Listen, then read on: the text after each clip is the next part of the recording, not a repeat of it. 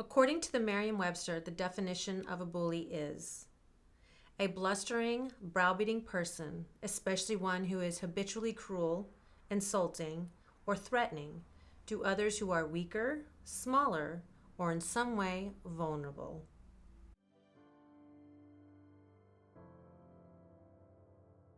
Well, I was bullied when I was in kindergarten, and I was also bullied through first grade, second grade, and third grade, and it finally stopped. And then I went to seventh grade, and it started again, and it was not fun.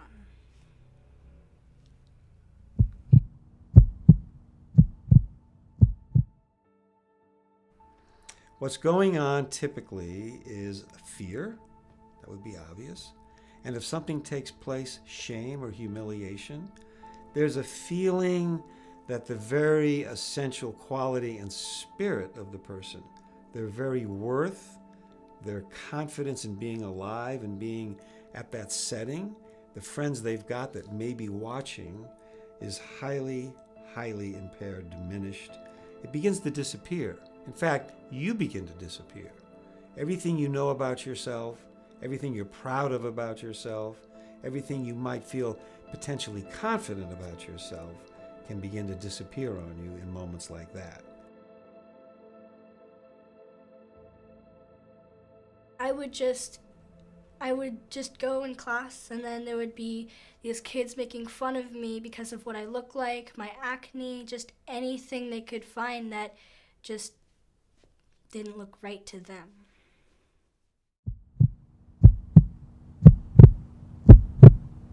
Typically, a bully is performing, and they're performing for an audience. It's not something typically that they create and finish and go run and tell everybody about. They want other people to see this. And it was still continuing, and I was just tired of it. It really was bothering me. I was hurt every time I went to school. I almost didn't want to go to school every day, and it was horrible.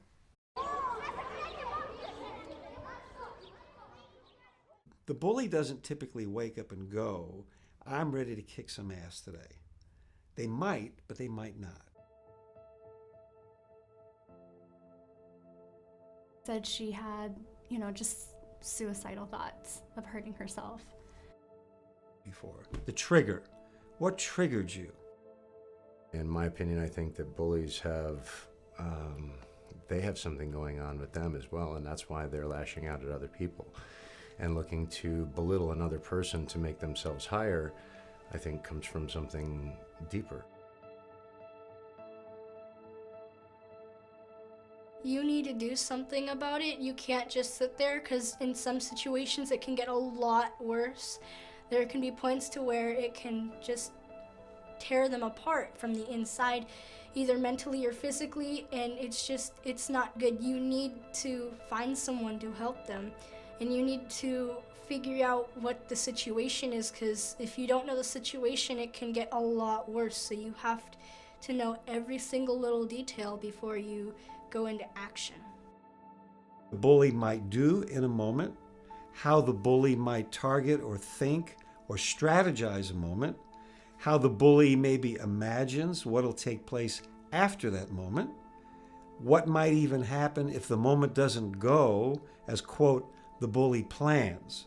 So let's be clear, there are many dimensions and many layers of what's going on inside a mind.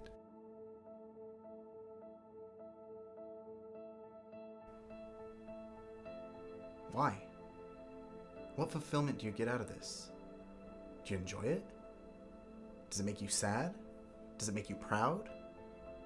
Why are you doing this to me?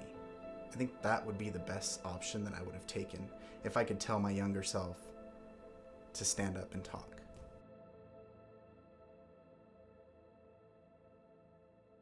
A bit like feeling unable or disabled or paralyzed. And suddenly you're someplace where you don't want to be. You're someplace where you are anyway. Your own sense of fate and destiny, in a way, has taken you into uncharted territory. So the unplanned moment for the bystander is somewhat maybe less suffering than the victim, but nevertheless, there's a lot of conflict going on in the bystander and the witness and the person who's visiting something they never planned to be part of.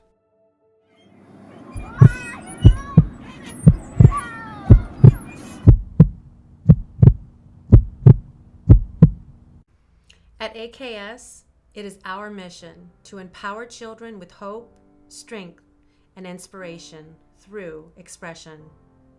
Raising awareness on this topic will help create a call for action and open opportunities for us to grow individually and as a community in order to support our children and try and prevent bullying altogether.